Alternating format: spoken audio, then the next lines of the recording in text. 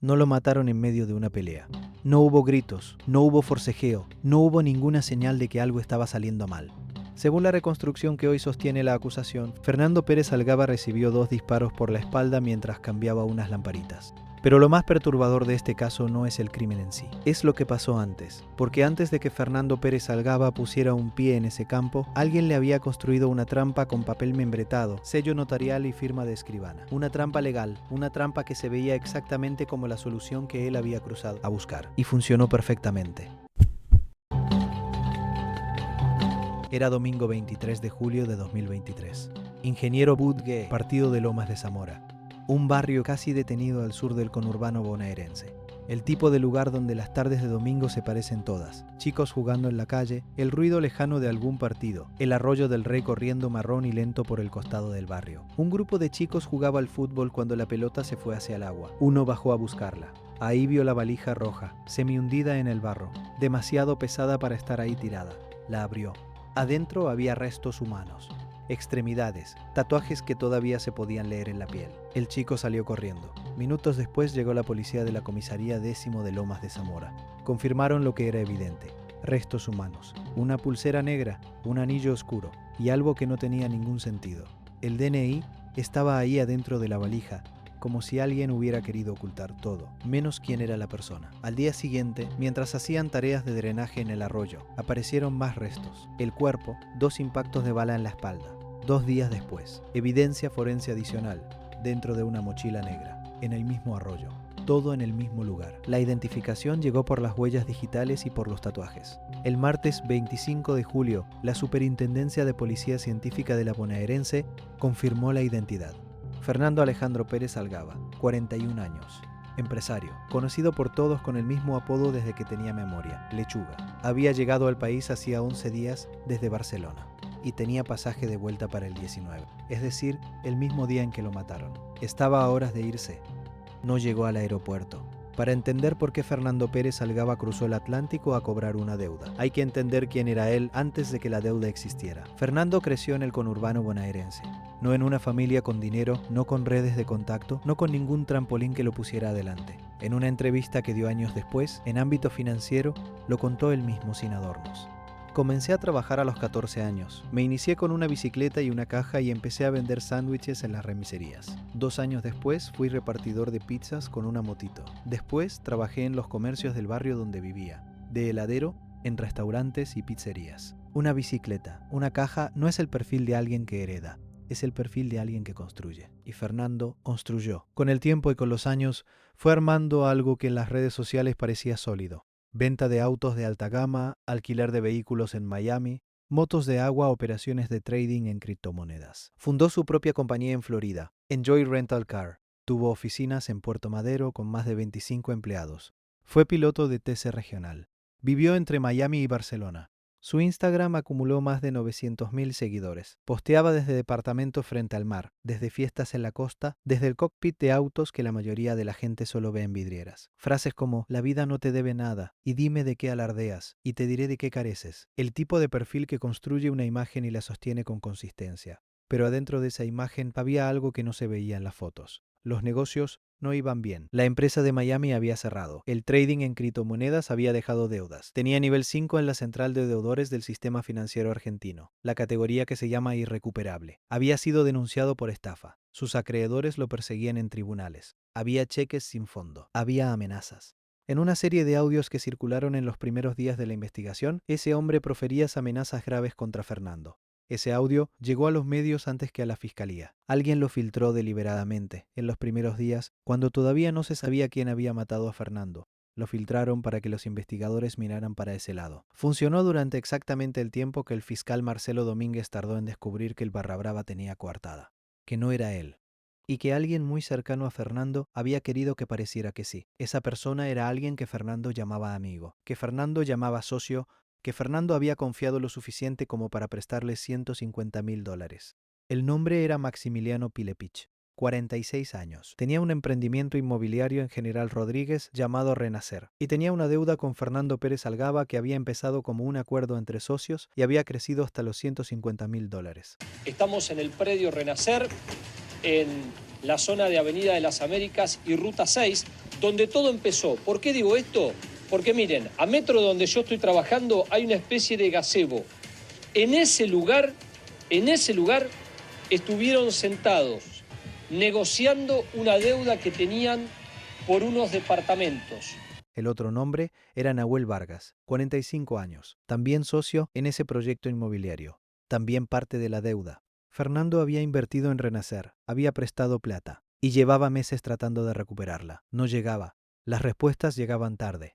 O llegaban con excusas o directamente no llegaban. Los mensajes se respondían a medias, las reuniones se postergaban y la plata nunca aparecía. El deudor le dijo, mirá, la plata la tengo, pero después no la tuvo.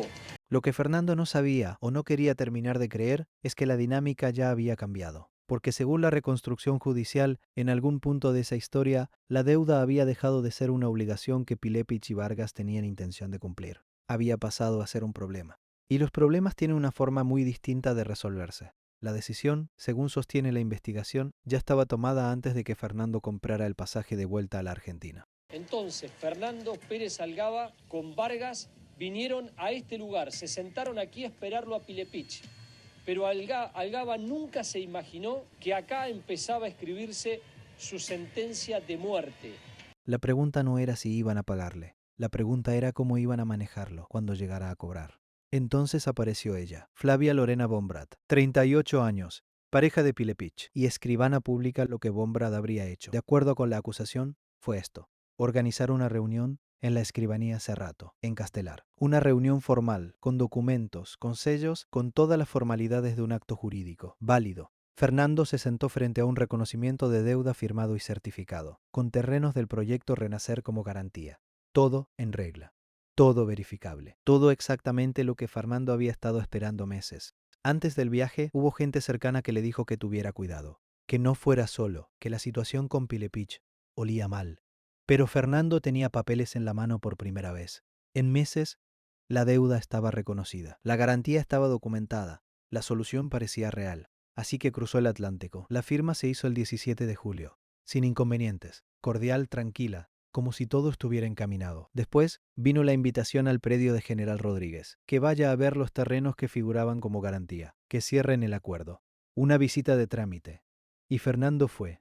A las 6 de la tarde del 18 de julio, el celular de Fernando se activó por última vez. Mandó un mensaje a un testigo con identidad reservada. 4 palabras. Maxi me estafó. Estoy yendo para el campo. Eso fue todo. El celular nunca volvió a encenderse. Cada caso de este canal implica semanas revisando archivos, verificando fechas y reconstruyendo historias que el tiempo intentó borrar. Si valoras ese trabajo, un like y una suscripción ayudan muchísimo. Porque todavía falta la parte más increíble de esta historia. El establecimiento Renacer estaba en General Rodríguez. Un campo, una construcción, un lugar donde la única gente que había era la que ellos habían convocado. Según la reconstrucción de la fiscalía, Fernando fue recibido ahí sin sospechas. Entró solo, sin saber, según sostiene la acusación, que varias de las personas presentes ya conocían el plan que la fiscalía reconstruiría después. Había una tarea de mantenimiento menor: cambiar unas lamparitas. Fernando se dio vuelta para hacerlo. 2 disparos por la espalda. Sin reacción. Sin oportunidad. Exactamente como dicen los informes periciales. Estaba en estado de indefensión total. Lo que vino después requirió organización. No fue un crimen de impulso. Fue un crimen con logística. Carrizo, Contreras y Gil, según la acusación, se encargaron del manejo, traslado y disposición de los restos. Una valija roja, una mochila negra, todo llevado al Arroyo del Rey. El comisario Horacio Córdoba de la policía de la ciudad había aportado un teléfono oficial de la fuerza para que Pilepich pudiera coordinar sin dejar rastro en su propio celular. El campo fue demolido después. La construcción donde había ocurrido el crimen fue tirada abajo para eliminar evidencia. Lo que no pudieron eliminar estaba en otra parte. Para el abogado Javier Baños, representante legal de la familia de Fernando, los responsables cometieron al menos 4 errores, y el primero fue uno que no podían haber previsto. El primer error fue el factor de temperatura mediática. Nadie calculó que un grupo de chicos jugando a la pelota iba a abrir esa valija y que en 48 horas el caso iba a estar en todos los informativos del país. Que la cuenta de Instagram de Fernando iba a pasar de golpe a 900.000 seguidores, con miles de personas haciendo sus propias investigaciones en los comentarios. que el calor público iba a presionar a la investigación a moverse rápido. El segundo error fue el DNI, dejar los documentos de identidad de Fernando junto con los restos. En una misma lectura se podría interpretar como descuido, en otra como alguien que actúa rápido y mal. De cualquier manera, la identificación llegó en días, no en semanas. El tercer error fue más grave. Los teléfonos de cada persona involucrada registraban ubicaciones, movimientos, horarios, mensajes. El celular de Fernando dejó rastro de su último movimiento hacia General Rodríguez. Los teléfonos de los imputados dejaron rastro de dónde estaban esa noche. El teléfono oficial que Córdoba le había prestado a Pilepich para no dejar rastro, dejó rastro. El cuarto error fue la Range Rover. Una camioneta Range Rover Evoque, que Fernando había retenido como garantía de la deuda, fue filmada por cámaras de seguridad en lugares y horarios que no coincidían con ninguna coartada. Apareció donde no debía aparecer, a la hora en que no debía aparecer. La investigación también tuvo un intento de maniobra de distracción. Los audios del Barrabrada de Boca circularon en los primeros días como si fueran una pista. Vos tenés que cobrar lo que tenés que cobrar, que es tu plata y punto. Vos no vas a disponer de mi vida, ni de mi mano, ni de mi pie. Si me seguís jodiendo, te voy a mandar recana, boludo. Me rompamos los huevos, ¿escuchaste? Gordo, sí. Sí. Ningún problema. 5 minutos, Cruzame, matame. Pero matame, 5 minutos, ¿Qué? Matame cuando me vengas a buscar. Matame, no me dejes vivo. Piña, boludo. No, piñas no, matame. Matame. Y vos sos cobarde, boludo. Te fuiste afuera por cobarde. Matame. ¿Por qué te escapás, cobarde? Yo no me escapo si yo estoy acá. Te pagué los 15 años que te pagué, no decís nada. Porque te van a cagar. Ya, los 15 años que te pagué, no decís nada. Ahora, me caigo y sí. No me importa, no te conozco en ningún lado, vos, gordo loco. ¿Cómo no me conocés? Si te compré auto durante 15 años. A mí... La gente, yo que soy Dios, la gente se lleva por lo que digo yo. Y no, pero bueno, ¿viste? ¿Sabes qué pasa? Son... Barra de boca, vos. Te tienen miedo, como te tienen miedo, te chupan el orto, boludo, es así. No confundas el miedo con respeto. El fiscal los descartó rápido y volvió a los datos duros. Uno por uno empezaron a caer. Pilepich fue encontrado en una vivienda en Paso del Rey el 16 de agosto, después de semanas como prófugo. Vargas fue detenido. Bombrad fue detenida. Carrizo, Contreras, Gil, Córdoba. En total, 8 personas en el banquillo. El plan se desarmó no porque la investigación fuera brillante de manera extraordinaria. Se desarmó porque ellos creyeron que podía no fallar. El 22 de abril de 2025, casi 2 años después del crimen, se abrió el juicio oral en el Tribunal Oral en lo Criminal número 9 de Lomas de Zamora. 8 personas en el banquillo. Maximiliano Pilepich y Nahuel Vargas, los principales acusados, homicidio triplemente agravado por alevosía, por codicia y por ser cometido por el concurso premeditado de varias personas, con uso de arma de fuego. La pena que pide la Fiscalía es prisión perpetua. Flavia Lorena Bombrad, Horacio Córdoba, Luis Contreras, Matías Gil y Fernando Carrizo, también acusados de homicidio agravado en distintos grados de participación.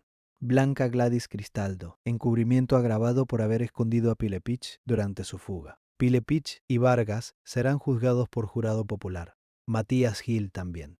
El resto, ante tribunal técnico. 5 de los 8 imputados pidieron juicio abreviado y cambio de calificación a encubrimiento. Esos pedidos están siendo evaluados. En el banquillo, la estrategia de la defensa de Pilepich apunta a generar dudas razonables. Pilepich culpa a Vargas. Vargas culpa a Pilepich. Lo que la acusación presenta es esto: registros de celular, cámaras de seguridad, el testimonio del testigo reservado que recibió el último mensaje de Fernando y la reconstrucción forense del predio de General Rodríguez. Las defensas rechazan esas acusaciones. Los imputados conservan presunción de inocencia. El tribunal no ha emitido veredicto. La justicia todavía está decidiendo. El veredicto al momento de este video no existe. Pero lo que sí existe es el expediente. Y el expediente describe algo muy específico: que la herramienta central de la operación no fue la violencia, fue la credibilidad. Un documento firmado, una escribana, un acto notarial, todo montado para que Fernando creyera que estaba cerrando un negocio, no caminando hacia una trampa. La confianza, según sostiene la acusación, fue el mecanismo. El resto fue consecuencia. El hermano de Fernando, Rodolfo Pérez Algaba, sigue el proceso con su abogado querellante. Está esperando un veredicto. Fernando Pérez Algaba tenía 41 años. Había arrancado a los 14 con una bicicleta y una caja, vendiendo sándwiches en remiserías. Había construido empresas en 3 países. Había vivido en Miami y en Barcelona. Había acumulado casi 1 millón de seguidores. Había llegado muy lejos desde donde empezó. Volvió a la Argentina para cobrar lo que era suyo. Tenía los papeles, tenía la garantía, tenía una firma de escribana. Tenía todo lo que uno necesita para sentir que está seguro. A las 6 de la tarde del 18 de julio mandó el último mensaje de su vida. Maxi me estafó. Estoy yendo para el campo. Esa frase lo dice todo y no dice nada. La dice alguien que todavía cree que puede resolverlo. Que está molesto, que está en guardia, pero que sigue yendo. Que confía en que el papel que firmó vale algo. Que confía en que el acuerdo es real. Lo que Fernando no supo nunca es que esa confianza era el arma que le habían construido, especialmente para él. Una trampa que no funcionó a pesar del papel membretado. No fue una emboscada en una esquina oscura. Fue una operación de credibilidad, diseñada con tiempo, con paciencia, con el conocimiento exacto de lo que Fernando necesitaba ver para bajar la guardia. Y eso es lo más perturbador de todo. No el crimen en sí, no la valija en el arroyo. El hecho de que el arma más eficaz que usaron contra él no fue una pistola, fue hacerlo sentir que estaba cerrando un negocio. Antes de que te vayas, quiero dejarte con 2 preguntas. Primera, Fernando tuvo personas a su alrededor que le dijeron que tuviera cuidado, que no fuera solo, que la situación no era de fiar. Él igual fue. ¿Qué tiene que pasar para que alguien ignore esas señales? La confianza, la necesidad de recuperar lo suyo. Segunda, el plan que construyeron Pilepich, Vargas y Bombrad involucró documentos legales, una escribana, un acto notarial. Según la acusación, utilizaron documentos legales y mecanismos formales para construir una sensación de confianza. ¿Qué dice eso sobre los instrumentos en los que se supone que podemos confiar? Deja tu respuesta abajo. Si este canal hace bien el trabajo de contar estos casos, ya sabes cómo ayudarnos a seguir.